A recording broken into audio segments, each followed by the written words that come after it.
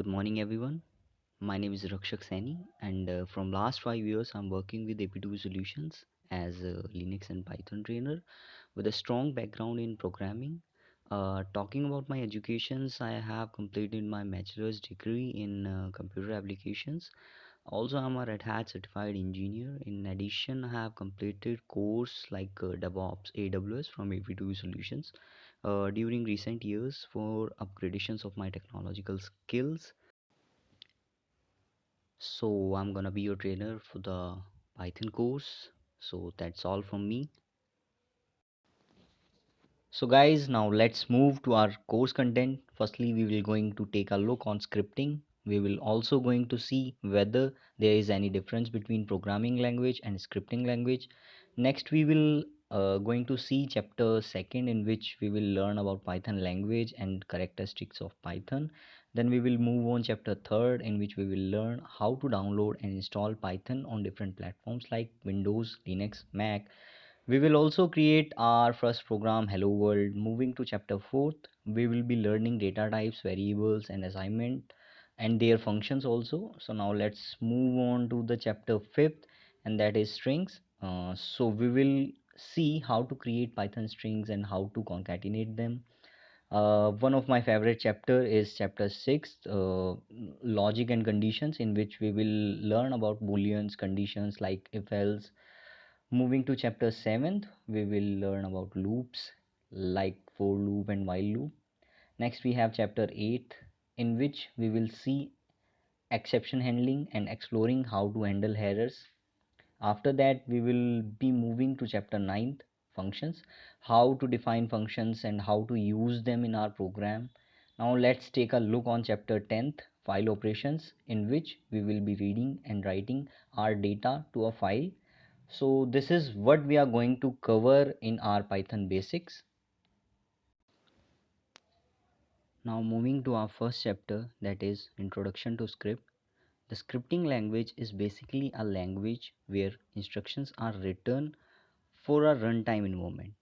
So now let's see types of scripting language. First we have server side scripting language. Second we have client side scripting language. So what is server side scripting language? A scripting language that runs on a web server is a server side scripting language. It is used at the backend and the script is not visible to the user. Therefore, it is secure. It is generally used to create dynamic websites, send responses to users' queries, or provide data, etc.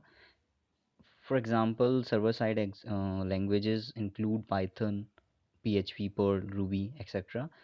So, what is client-side scripting language?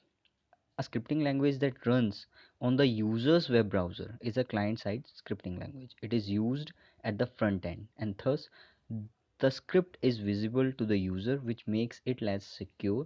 It is used to create a user interface and related functionalities. So, for example, we have HTML, CSS, JavaScript. So, now let's differentiate between programming and scripting language. So, in my understanding, what I feel about scripting language is that all scripting language are programming language, but there is a merely a difference, and that is scripting language do not require the compilation step and are rather interpreted. One more difference is that the languages which uses compiler run faster than interpreted language. Now let me give you example of scripting language. We have Python, JavaScript, PHP, and here are some example of programming languages also, like C, C++, and Java. So now let's see some limitation and feature which I found more important. Talking about features of scripting language, as we know that most scripting languages use an interpreter, and unlikely compilers, no executable file is stored, and hence they require less memory. They are portable, can be run on different operating systems. Now let's see some limitations of scripting language. The interpreter is slower than the compiler because it converts each statement to the machine code during execution. In the scripting languages, the interpreter analyzes each statement line by line during execution, therefore don't perform many optimization to execute the code faster. Now let's talk about programming language paradigms. There are four paradigms in programming language. First one is procedural, second is functional, third one is logical, fourth one is OOPS, which stands for object oriented programming system. We have some subcategories in that, like we have types.